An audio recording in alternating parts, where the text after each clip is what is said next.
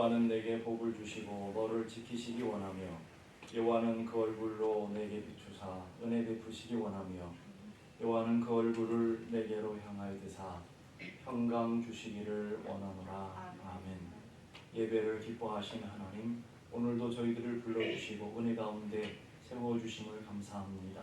하나님, 오늘도 우리가 영과 진리로 예배하며 하나님 기뻐하시며 하나님 원하시는 참된 예배자로 설 수 있도록 인도하여 주옵소서.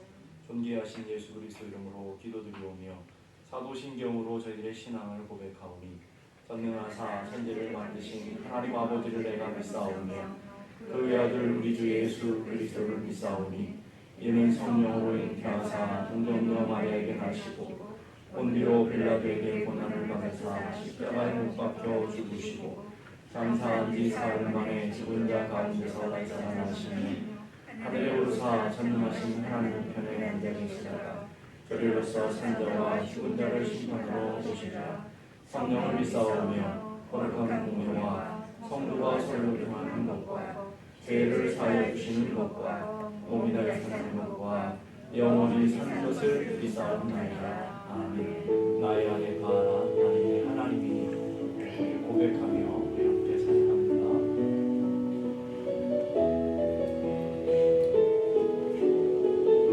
나의 안에 거하라.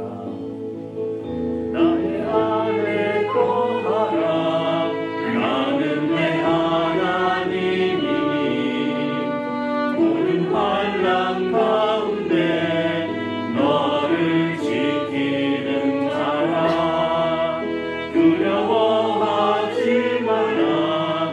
내가 널 도와주리니 놀라지 말라. 내 손 잡아주리라.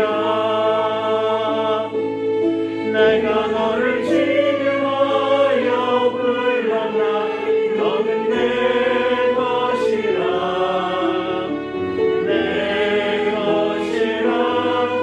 너의 하나님이라. 내가 너를 보배롭고 존귀하게 여기노라. 너를 사랑하는 내 여호와라. 나의 안에 거하라. 안에 거하라. 나는 내 하나님이니 모든 환난 가운데 너를 지키는 자라. 두려워하지 말라. 내가 널 도와주리니 놀라지 말라. 내 손 잡아주리라. 내가 너를 지명하여 불렀나니 내가 너를 지명하여 불렀나. 너는 내 것이라. 내 것이라. 너의 하나님이라. 내가 너를 보배롭고 존귀하게 여기노라. 너를 사랑하는 내 여호와라. 할렐루야. 오늘도 하나님께서 여러분들에게 말씀하십니다. 내가 너를 지명하여 불렀나니 너는 내 것이다. 나는 너의 하나님이다. 너는 나의 거룩한 백성이다. 너는 나의 자녀다. 말씀하시고 계신 것을 여러분이 믿으시며 오늘도 그 음성을 들을 수 있는 귀한 은혜가 있기를 바라고요. 오늘도 우리가 보이지 않아도 하나님의 역사가 느껴지지 않는 것 같아도 오늘도 우리 가운데 역사하시며 우리 가운데 일하시는, 우리 교회 가운데 일하시는 하나님을 바라보며 우리 함께 찬양으로 고백합니다. 날이 저물어 갈 때 빈들에서 걸을 때 그때가 하나님의 때.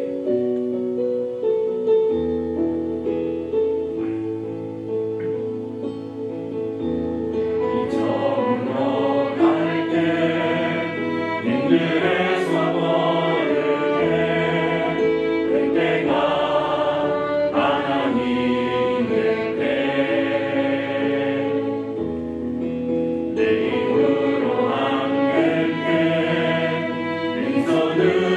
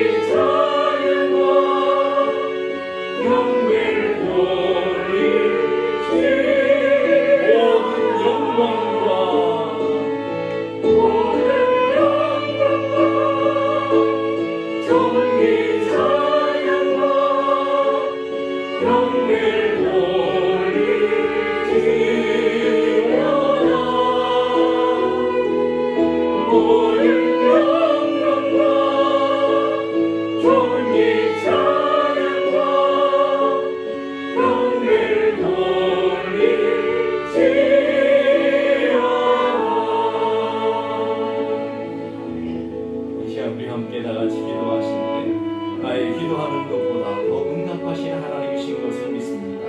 나의 생각하는 것보다 더욱 이루시며 우리 가운데 역사하시는 하나님이신 것을 믿습니다.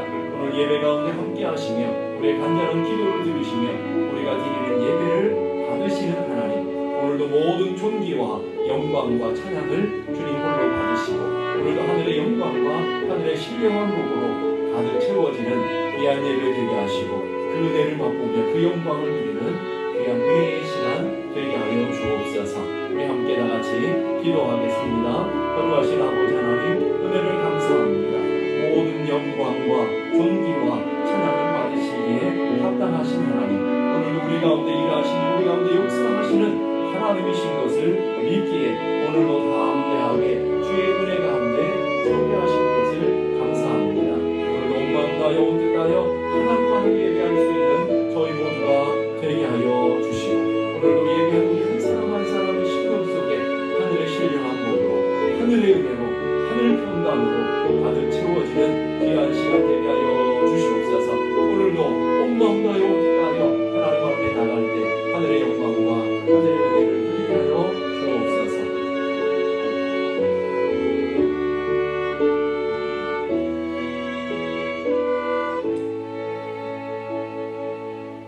모든 영광과 존귀와 찬양과 경배를 받으시기 합당하신 하나님, 오늘도 주의 존전 앞에 나와 하나님의 영광을 찬양하며 하나님의 은혜를 예배케 하신 것을 감사합니다.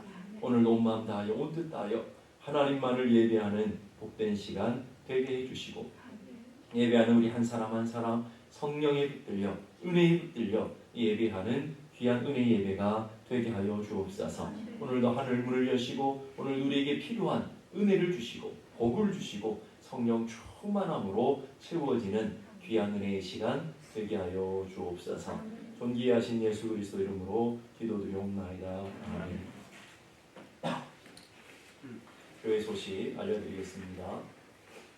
항존집 회의가 다음 주 2부 예배 후에 본당에서 하도록 하겠습니다. 항존집 되시는 분들은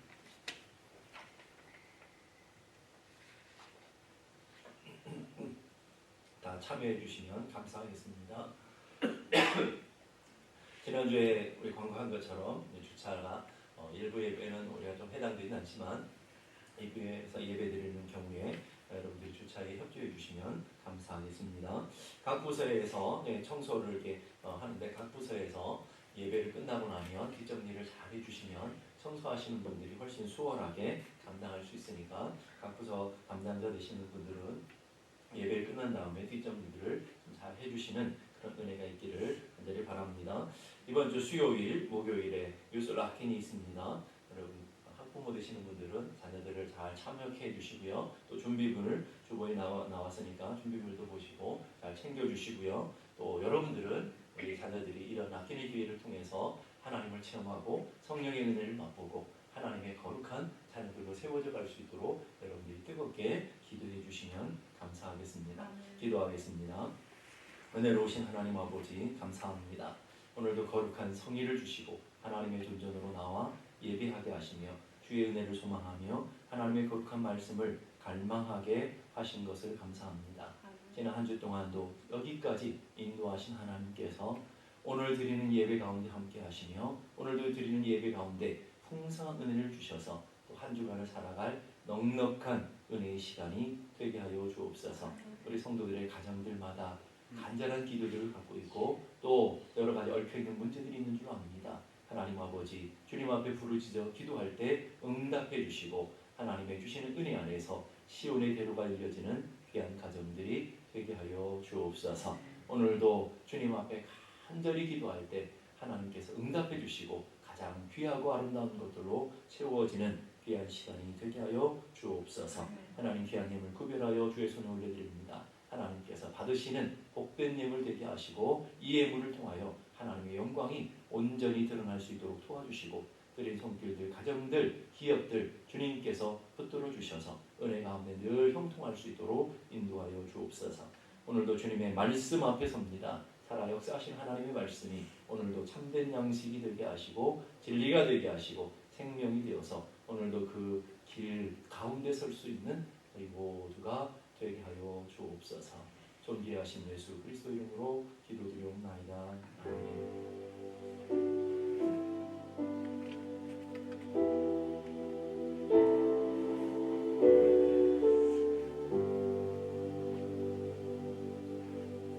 오늘 저희들이 주시는 하나님의 말씀 신약성경 요한복음 15장 1절에서 10절까지의 말씀입니다.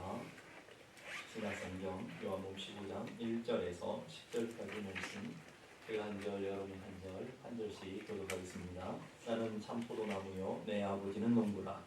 물은 내게 붙어있어 열매를 맺지 아니하는 가지는 아버지께서 그것을 제거해 보시고, 물은 열매를 맺는 가지는 더 열매를 맺게 하려 그것을 깨끗하게 하시느니라.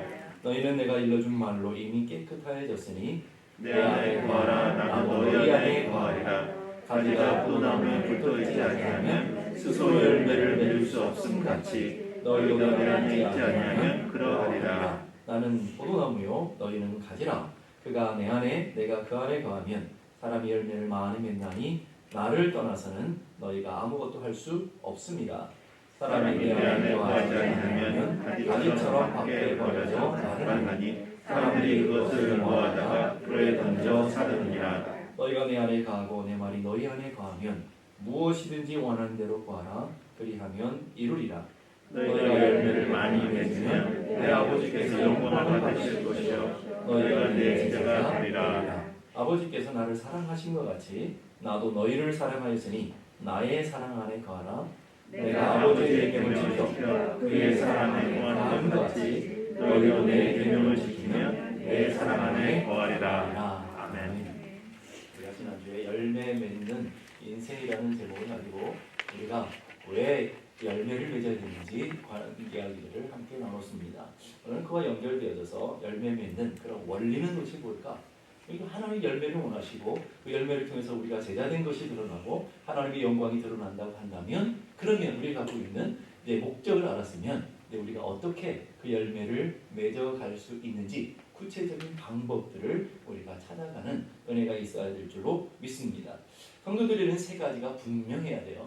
여러분들이 인생을 살아가면서 세 가지를 분명하게 매일 확인하고 또 그것을 위해 살아가는데, 첫째는 소속, 정체성이 분명해야 돼요. 나는 누구인가 하는 분명한 정체성을 가져야 되고요. 두 번째로 삶의 목적이 분명해야 돼요. 나는 왜 사는가? 이 땅을 살아가면서 우리가 세상 옛날처럼 옛사람처럼 살면 안 되고 구원받은 하나님의 자녀이니까 왜 사는지에 대한 분명한 것을 여러분들이 해답을 갖고 있어야 되고요. 세 번째로 또 왜 사는 목적이 있었으면 세 번째로 어떻게 살아야 될 삶의 과정에 대한 것들이, 삶의 의미에 대한 것들이 분명히 있어야 돼요. 정체성은 나는 포도나무 가지다라고 주님께서 말씀하시죠. 포도나무에 붙어있는 나는 가지다 하는 것을 주님이 말씀하고 있다는 거예요. 두 번째로, 그러면 정체성, 나의 인생이 하나님의 자녀되었고 하나님의 백성들은 분명한 정체성을 갖고 있다고 한다면, 그러면 그 자녀로서 삶의 목적이 드러나겠죠.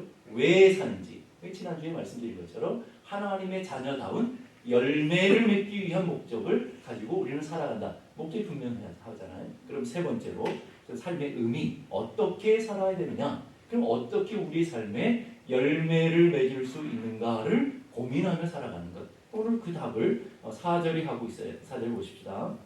내 안에 거하라. 나도 너희 안에 거하리라. 가지가 포도나무에 붙어있지 아니하면 스스로 열매를 맺을 수 없음 같이 너희도 내 안에 있지 아니하면 그러하리라.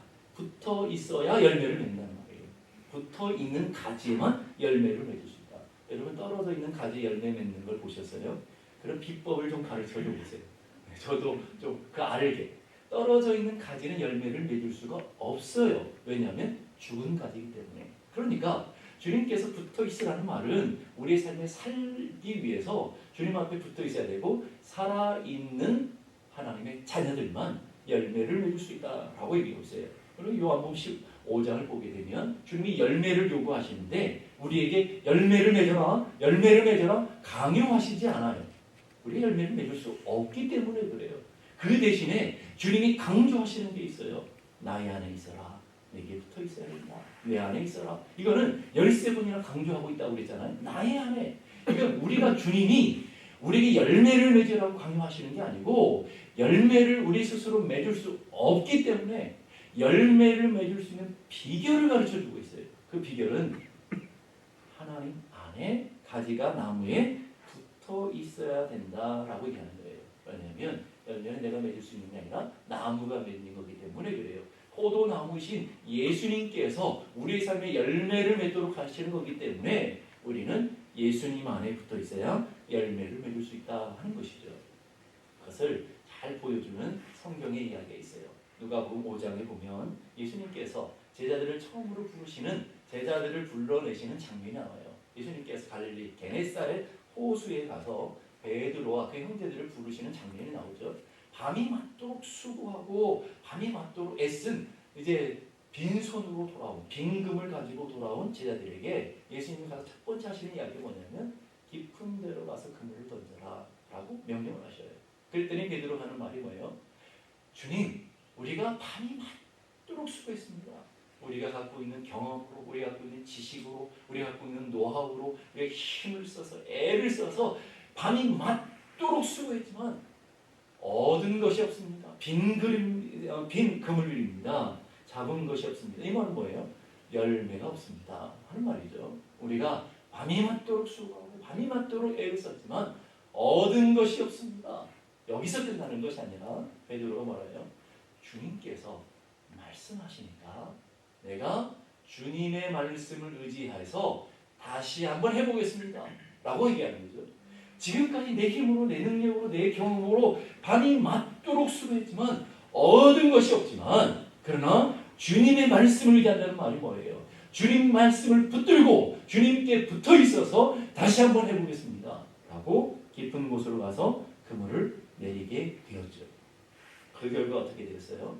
너무 엄청난 은혜를 겪게 돼요. 성경이 이렇게 말해요. 그렇게 하니 고기를 잡은 것이 심히 많아 그물이 찢어지더라. 그물이 찢어질 것 같은 그런 모습으로 엄청난 열매를 맺게 되었다는 말이에요. 주님 없이 홀로 자신의 경험으로, 자신의 힘으로, 자신의 능력으로 밤이 맞도록 발버둥치며 수고했지만 얻은 것이 없는 인생이었지만 그러나 주님의 말씀에 붙어서 주님을 의지해서 주님 말씀에 따라 순종함으로 했더니 이런 풍성한 열매를 맺게 되었다. 우리 인생이 똑같다는 말이에요. 우리 인생이 내 힘으로, 내 능력으로 아무리 잘 살 것 같아도요 하나님이 도와주시지 않으면 어떤 열매도 얻을 수 없다라는 거예요. 그래서 5절에 이렇게 말해요. 나는 포도나무, 너희는 가지다. 정체성을 얘기하잖아요. 너는 가지야. 가지가 스스로 열매를 맺을 수 없어 라고 얘기하는 거죠. 그러면서 저가 내 안에 내가 저 안에 있으면 우리가 열매를 맺는 조건은 안에 있으면 이 사람 과실을 많이 맺나니 그 다음에 거기서만 딱 끝나도 문제가 없는 말씀이잖아요. 너희가 나를 떠나서는 아무것도 할 수 없다. 어떤 것이 아니에요. 아무것, 전부가 할 수 없다는 말이에요. 아무것도 할 수 없다라고 우리에게 얘기해주고 있어요. 이거를 우리가 구약적인 표현을 통해서 우리가 다시 한번 확인해봤으면 좋겠어요. 여러분 참 좋아하시는 시편 1편의 말씀이 있어요. 시편 1편 2절 3절 보니까 오직 여호와의 율법을 즐거워하여 그 율법을 주야로 묵상하는 자로다. 주님의 말씀을 묵상하고 주님의 말씀을 읽고 묵상한다는 말은 뭐예요? 주님의 말씀에 붙어있다는 말이죠. 하루 종일 주님의 말씀을 의지하고 주님의 말씀에 이렇게 붙어있는 인생은 이 말이에요. 그 말은 그는 시냇가에 심은 나무가 철을 따라 열매를 맺으며 그 잎사귀가 마르지 아니함 같으니 그가 하는 모든 일이 다 형통하리로다. 자, 아까 5절의 말씀과 정반대되잖아요. 나를 떠나서는 너희가 아무것도 할 수 없다 그러는데 주님께 붙어있는 사람은 모든 하는 일이 다 형통할 것이다. 믿으시는 아멘 하시죠. 네, 별로 마음에 안 들어 하시면 다 형통하겠다 그러거든요. 얼마나 복된 말씀이에요. 풍성한 열매, 복된 인생을 살아가는 삶은 다른 것이 아니라 주님께 이렇게 붙어있는 삶이어야 된다라고 우리에게 정확하게 얘기했어요. 그러니까 풍성한 결실은 예수 그리스도와 함께 살아가는 거룩한 삶의 열매라는 거예요. 우리가 맺을 수 있는 게 아니라 성령님이 하시는 열매다는 거예요. 그러니까 또 이런 말씀을 하면 오해하시는 분들이 있더라고요. 그래서 우리가 들어놓고 아무것도 안 하면 그리고 서둘러 열매가 맺어집니다. 이런 얘기가 아니라는 것을 여러분들 수준 정도면 충분히 아실 거예요. 우리가 노력을 해야 돼요. 열심히 살아야죠. 그러나 주님께 붙어 있는 것이 뭔데요? 하나님께 붙어 있는 생명력 가지고 열심히 살아야죠. 하나님 공급하시는 은혜 가지고 열심히 살아야죠. 하나님이 주시는 힘과 지혜와 하나님의 인도하심을 가지고 목표가 분명하고 목적이 분명하고 삶의 과정이 분명한 모습으로 열심히 살아야죠. 그래서 제가 크게 세 가지가 중요하다고 했죠. 내가 누군가, 정체성, 우리는 주님의 가지라는 것, 주님의 자녀라는 것. 그렇기 때문에 우리는 열매를 맺어야 되는 분명한 삶의 목적을 갖고 있고, 그 열매를 맺기 위해서는 내 힘으로 내 노력으로 맺어지는 것이 아니라 주님 안에 붙어 있습니다. 주님과 함께 맺어지는 열매라는 것을 여러분들이 기억하셔야 된다는 거예요. 하나님과 연결되어져서 성령님의 은혜를 통해서 우리가 은혜를 받고, 성령님의 은혜를 통해서 지혜를 얻고, 성령님의 은혜를 통해서 힘을 공급받고, 성령님의 놀라우신 은혜를 통해서 우리의 삶에 맺어질 수 있는 열매가 하나님이 기뻐하시는 열매다라는 거예요. 그렇지 않고 내 힘으로 내 노력으로 무엇인가를 이 땅에 맺잖아요, 여러분. 목사님, 내가 믿은 대로 안 살아도 이렇게 열매들이 주렁주렁 맺었는데요. 그거를 들포도라고 하는 거라고요. 하나님은 그 열매를 전혀 기뻐하지 않습니다. 그것은 하나님이 원하시는 열매가 아니라 하나님이 싫어하는 들포도 열매라는 거예요. 그러니까 오늘 우리가 하나님이 원하시고 하나님 기뻐하시는 열매를 맺기 원한다면 가장 기본 전제된 것은 주님 안에 붙어 있어야 된다. 주님 안에 붙어 있는 것은 지난번에 제가 아주 한 시간을 통해서 여러분들에게 정확하게 설명해 드렸으니까 다시 설명하지는 않겠어요. 주님 안에 붙어 있어야 열매를 맺는다. 두 번째 열매를 맺기 위해서는 어떻게 해야 되느냐면 2절 보세요. 2절 보니까 무릇 내게 붙어 있어 열매를 맺지 않는 가지는 아버지께서 그것을 제거해 버리시고, 자, 병든 가지, 못 쓰는 가지는 농부가 제거해 버리십니다. 그 다음 보세요. 무릇 열매를 맺는 가지는, 열매를 맺어야 될 가지는 더 열매를 잘 맺게 하기 위해서 뭘 한다고요? 깨끗하게 하십니다. 여러분 중요한 두 가지 단어를 여러분이 기억하셔야 돼요. 첫째는 제거해 버리신다. 제거해 버리신다. 아주 무시무시한 얘기죠. 하나님께서 제 열매를 맺지 못하는 가지는 잘라 없애어 불태버린단 말이에요. 그리고 두 번째로, 그리고 좋은 열매를 맺기 하기 위해서 깨끗하게 한다. 이 깨끗하게 한다는 말은요, 다듬어주고 전정한다는 말, 가지치기 한다는 말이에요. 농부들이 봄이 되면 굉장히 바빠요. 저도 제주도니까 저희 집에도 과수원을 했어요. 귤 과수원을 했다고요. 봄이 되면 농부들이 얼마나 바쁜지 몰라요. 거름을 주고 이런 일도 바쁘지만 제일 어렵고 제일 힘들면서 제일 신중하게 농부들이 하는 일이 뭐냐면 가지치는 일이에요. 얼마나 나무를 바라보면서 이 가지가 쓸 수 있는지, 살려야 될지, 죽여야 될지를 신중하게 고민하면서 가지치기를 해요. 오랜 시간 가지치기 합니다, 여러분. 가지치기를 하는 농부들이 얼마나 신혈을 기울이는지 몰라요. 제가 저희 아버지도 가지치기를 많이 하셨기 때문에 옆에서 이렇게 지켜보면서 저렇게 멀쩡한 가지를 쳐버릴까? 이런 고민들이 많았어요. 왜 저 멀쩡한 가지 같은데 저거 살림이 얼마나 많이 맺을 것 같은데 왜 저런 멀쩡한 가지를 쳐버릴까 하는 궁금해서 물어봤어요. 아버지, 왜 저 가지는 남겨두고 이걸 가지는 쳐버리냐고. 이 가지는 지금 튼튼한 것 같아도 이 가지는 올해 열매를 맺지 못하는 가지니까 잘라버립니다. 이 가지는 병들었기 때문에 이 가지로 인해서 이 나무 전체가 죽기 때문에 잘라야 됩니다. 저도 전정을 배웠습니다. 그래서 이걸 자르시는 거예요. 아낌없이. 그 아낌없이 자르고 가지치기를 잘하면 이제 열매가 조금의 가을에 엄청난 열매들을 얻게 되어지는 것이죠. 그리고 잘라내지 않으면 수많은 영양분들을 그들이 먹고 열매는 맺지 못하고, 또 아까 말했던 것처럼 이 병든 가지들은 결국은 나무 전체를 말라 죽게 하는 일도 벌어지는 거예요. 겉으로 보기에는 아깝지만 좋은 열매 맺는 나무가 되기 위해서는 아낌없이 농부가 잘라내더라는 거예요. 여러분, 오늘 우리 신앙도 마찬가지죠. 여러분의 신앙에 있어서 여러분이 열매 맺는 삶의 목적을 향해서 하나님께서 여러분 삶에 있는데 하나님이 여러분을 가지치게 하실 때가 있다는 거예요. 가지치게 하실 때가 있어요. 왜냐하면 여러분의 삶에 열매를 맺는데 방해되는 요소들을 주님은 잘라낼 수 있다는 거예요. 그런데 주목해야 되는 것은 나무가 스스로 가지치게 할 수 없고요. 그리고 옆에 있는 나무가 가지치게 할 수 없다는 거예요. 가지치기는 오직 누가 해야 되는 거예요? 나무를 잘 알고 있는 농부의 몫이라는 것, 사람의 몫이 아니라는 거예요. 농부의 몫이라는 것을 여러분들이 기억하셔야 돼요. 그래서 어떤 방식으로든지 하나님께서 우리를 깨끗하게 하셔서 열매 맺게 하시는데 크게 가지치게 하시는, 우리 신앙에 가지치게 하는 게 두 가지 방법이 있어요. 성경에 계속해서 지속적으로 하나님 우리를 깨끗하게 하는 방법 두 가지. 첫째는 하나님의 말씀을 통해서 깨끗하게 하셔요. 자, 보실까요? 3절 보십시다. 3절 다 같이 한번 읽어볼까요? 시작. 자, 보세요. 3절을 보니까 너희가 내게 일러준 말씀으로, 주님이 제자들에게 이미 주신 말씀으로 너희의 영혼이 깨끗해지고 너희의 삶의 목표가 분명해졌고 너희의 삶의 가치가 분명해서 그게 깨끗해졌다라고 얘기해요. 하나님의 말씀으로 우리의 심령이 깨끗해져. 여러분이 이 시간 예배 가운데 나와서 말씀을 듣는 시간은 우리의 마음에 가지치게 하는 것이에요. 하나님 기뻐하시는 삶이 아니구나. 하나님 기뻐하시는 삶이구나. 우리가 어떤 삶을 살아가기 위해서 어떤 삶의 목적을 향해 나가야 되나. 그렇게 되면 우선순위로 쭉 정해지게 되잖아요. 가지치기라는 것은 우선순위잖아요.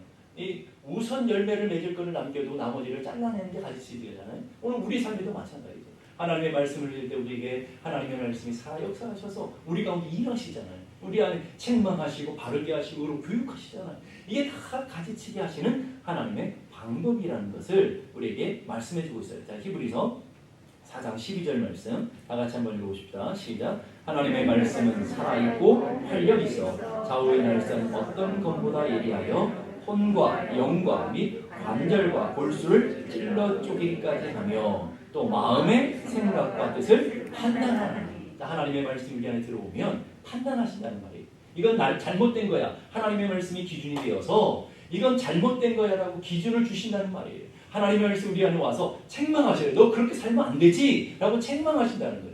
그것들이 다 가지치게 하는 작업이시다 라고, 깨끗하게 하시는 작업이시다 라고 얘기하고 있어요. 잘 보실까요? 디모데후서 3장 16절.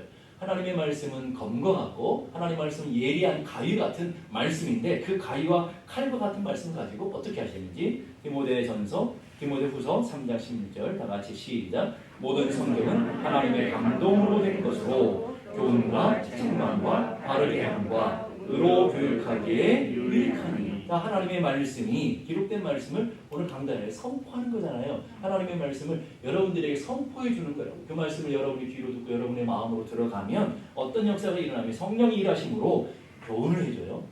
이렇게 살아야 되는구나. 이렇게 사는 것이 잘 사는 인생이구나. 교훈해 주시고요. 그다음 책망해 주세요.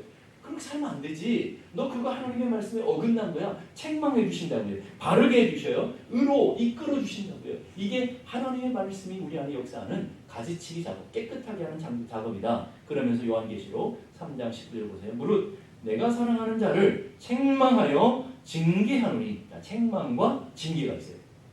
책망은 하나님의 말씀으로 책망하시는 거죠. 하나님의 말씀으로 책망하시나니 그러므로 내가 열심히 내가 회개하라. 하나님의 말씀을 기준으로 삼아서 오늘 예배를 드리면서 회개해야 될 부분들은 회개해야 되고 버려야 될 부분들은 버려야 되고 우리 안에 깨끗해야 될 부분들은 깨끗하게 하는 시간이 예배 시간인 것을 믿을 수 있기를 바랍니다. 하나님 그걸 원하신다는 말이에요. 오늘도 그냥 귀로 듣는 것이 아니라 하나님의 살아있는 말씀이 우리 안에 역사하셔서 오늘도 내가 기도해야 되는데 내가 하나님 말씀대로 살아야 되는데 하나님의 말씀으로 더 순종하며 살아야 되는데 하는 책망을 주시기도 하고요. 교훈을 주시기도 하고 바르게 하는 그런 역사들이 나타나게 될 때 여러분들이 믿음으로 아멘 하고 반응을 해야 된다는 거예요. 자, 그 다음에 보니까 요한계시록 3장 19절 보세요. 물은 내가 사랑하는 자를 책망하여 말씀으로 가르치고 책망한다고요. 그렇지 않으면 어때요? 두 번째 단어가 뭐예요? 징계하신다라는 거예요. 두 번째 하나님이 우리를 깨끗하게 하는 방법은 징계예요. 자, 뭐가 문제예요? 하나님의 말씀을 듣고 순종하고 깨달으면 징계까지 가지 않죠. 하나님 우리가 돌이켰으니까. 이 목적은 하나님의 선한 목적은 우리 자녀들이 잘되게 하고 복되게 하는 과정인데 말씀을 통해서 하나님께서 깨닫게 하시고 책망을 하시면 여러분들이 들어야 되는데 듣지 않고 여전히 고집스럽게 버티고 있으면 두 번째 단계로 가시죠. 그게 뭐예요?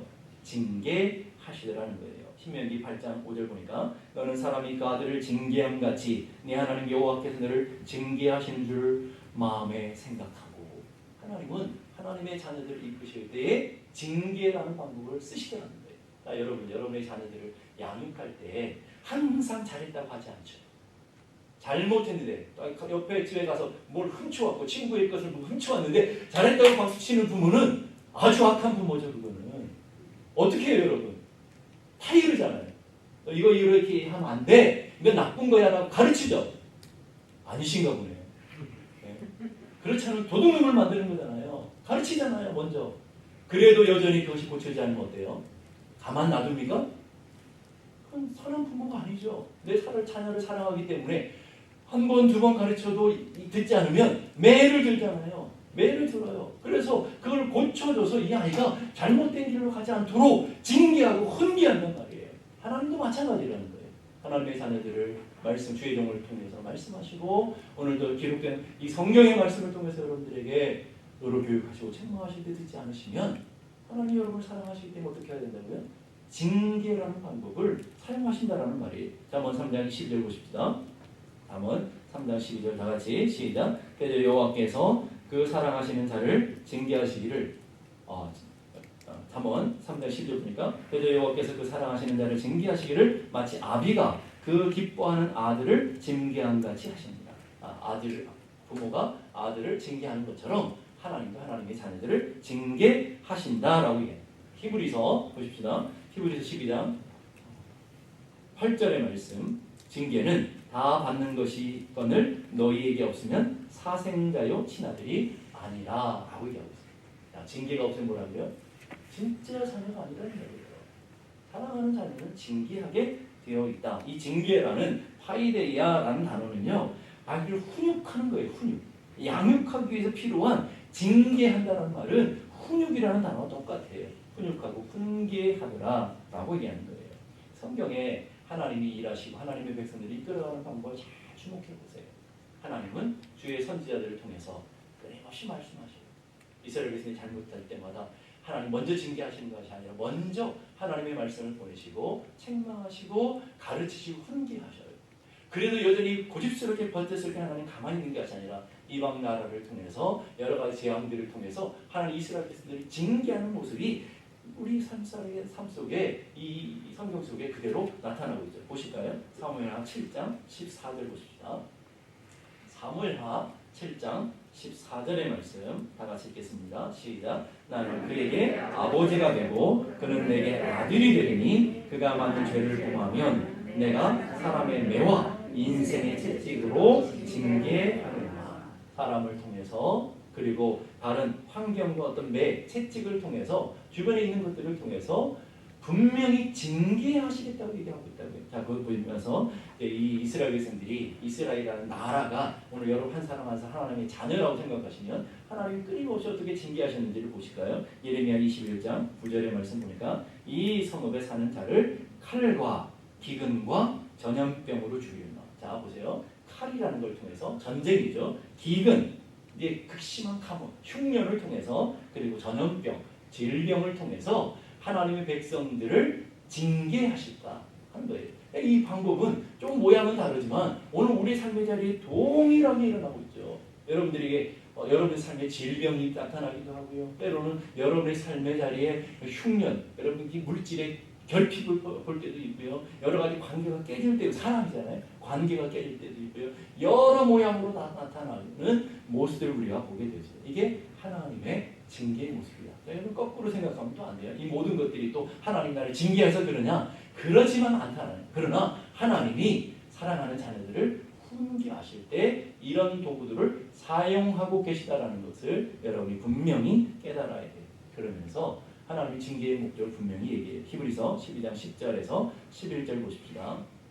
히브리서 12장 10절, 11절 다 같이 시작. 그들은 잠시 자기의 뜻대로 우리를 징계하였거니와 오직 하나님은 우리의 유익을 위하여 그의 거룩하심에 참여하게 하시느니라. 무릇 징계가 당시에는 즐거워 보이지 않고 슬퍼 보이나 후에 그로 말미암아 연단받는 자들은 그와 평강의 열매를 맺느니라. 자, 보세요. 여기 왜 징계하시는지를 얘기해주고 있죠. 왜 징계하신다고요? 열매 맺게 하기 위해서, 깨끗하게 하기 위해서 라고 분명히 목적을 얘기하고 있어요. 주님이 열매를 맺도록 하기 원하시는데 하나님의 말씀으로 깨끗하게 하고 그래도 깨끗하지 않으면 징계라는 것을 통해서 하나님께서 우리를 깨끗하게 하시는데 하나님은 우리의 유익을 위하여 우리를 위해서 그 유익이 뭐냐? 그의 거룩하심에 참여하는 열매 맺도록 하나님의 자녀다운 열매 맺도록 하기 위해서 오늘 이 땅에 성공하고 이 땅에서 잘 나가는 그런 게 중요한 게 아니고요.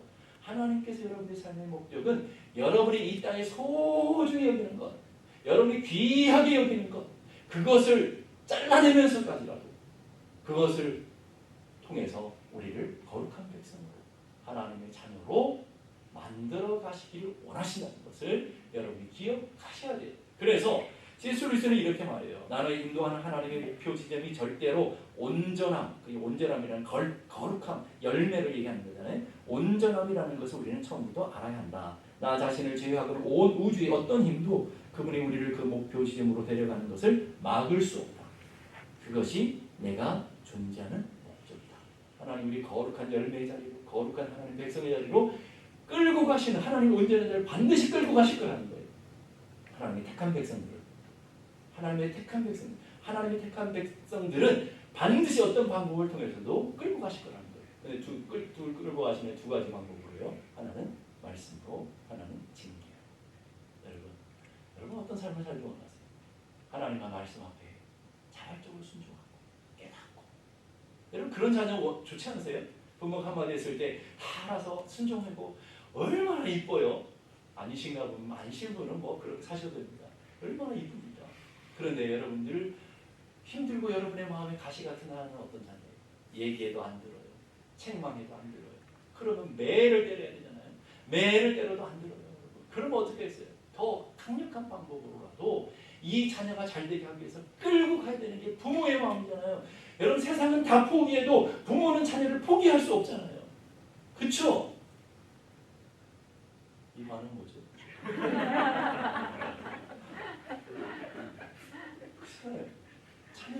부모는 자녀를 포기 못해요. 자녀들은 부모를 버리는 사람들은 많아도 부모는 자녀를 절대 포기 못해요. 그렇기 때문에 끝까지 붙들고 있어요. 자녀가 잘 되기 원하신다고요. 인간이 그렇다면 하나님 얼마나 더 하시겠느냐. 하나님이 택하신 자녀들을 이 온전한 자리로 거룩함의 자리로 끌고 가시기를 원하셔요. 그래서 그런 거룩한 열매들을 맺기 위해서 주님은 가르치기를 하셔요. 말씀을 통해서 때로는 징계를 통해서 시험과 고난을 통해서 주님은 우리에게 가르치게 하세요. 우리 안일함과 우리의 불순종, 세상의 쾌락, 즐거움, 정욕, 사치, 교만, 욕망, 자랑, 미움, 시기, 질투 이런 것들이 우리 안에 덕지덕지 붙어 있고요. 세상에 가는 우리가 그 유혹에 대해서 덕지덕지 붙여 우리의 마음과 우리의 생각을 뺏길 때가 많잖아요.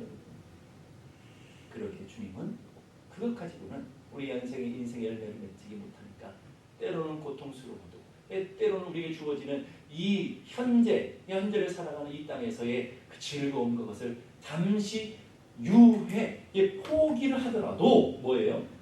하나님이 더 큰 열매, 복된 삶으로 이끌어가기를 원하시는 하나님의 모습을 여러분들이 기억하셔야 돼요. 그래서 우리 삶의 자리도 물질의 어려움을 통해서, 질병을 통해서, 환난과 실패를 통해서, 관계 깨짐을 통해서, 가정의 어려움과 여러분들의 삶의 어려움들을 통해서 하나님이 끊임없이 우리에게 가르쳐줄 때 그것을 깨달아서 믿음으로 반응할 수 있는 사람이 복 있는 사람입니다.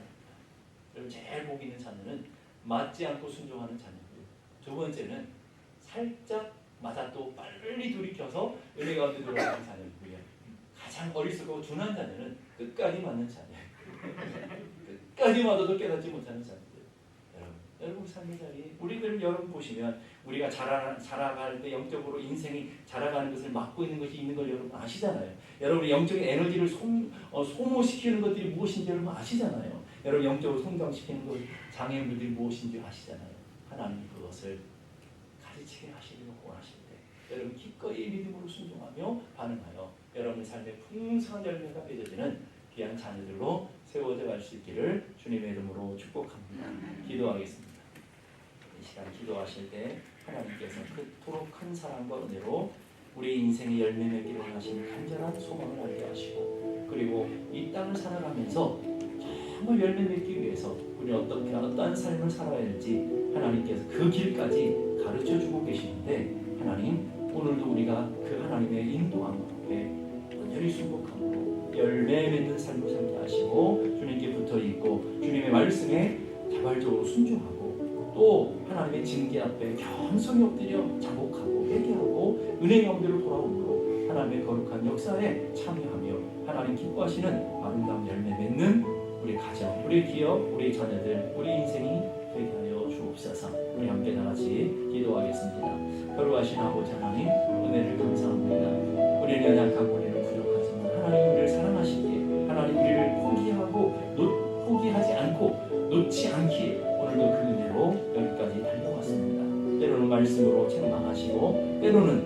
주변에 우리 있는 것들을 통해서 징계하시는 불구하고 깨닫지 못하는 어리석음이 있다면 하나님 은혜를 주시고 성령님 깨닫게 하나님 은혜를 주셔서 오늘도 주의 은혜 가운데 온전히 설 수 있도록 도와주시고 우리들을 주님의 말씀에 반응하고 주의 기준에 온전히 맞춰 하나님 원하시는 하나님 기뻐하시는 풍성한 열매 맺는 인생이 되어지게 하여 주시옵소서. 하나님 우리를 얼마나 사랑하시는지 하나님 우리를 얼마나 포기하지 않으시기를 원하시는지 우리가 깨달아 알게 하시고 믿음으로 반응하며 믿음으로 살아 아름다운 인생 살아낼 수 있는 저희 모두가 되게 하여 주옵소서.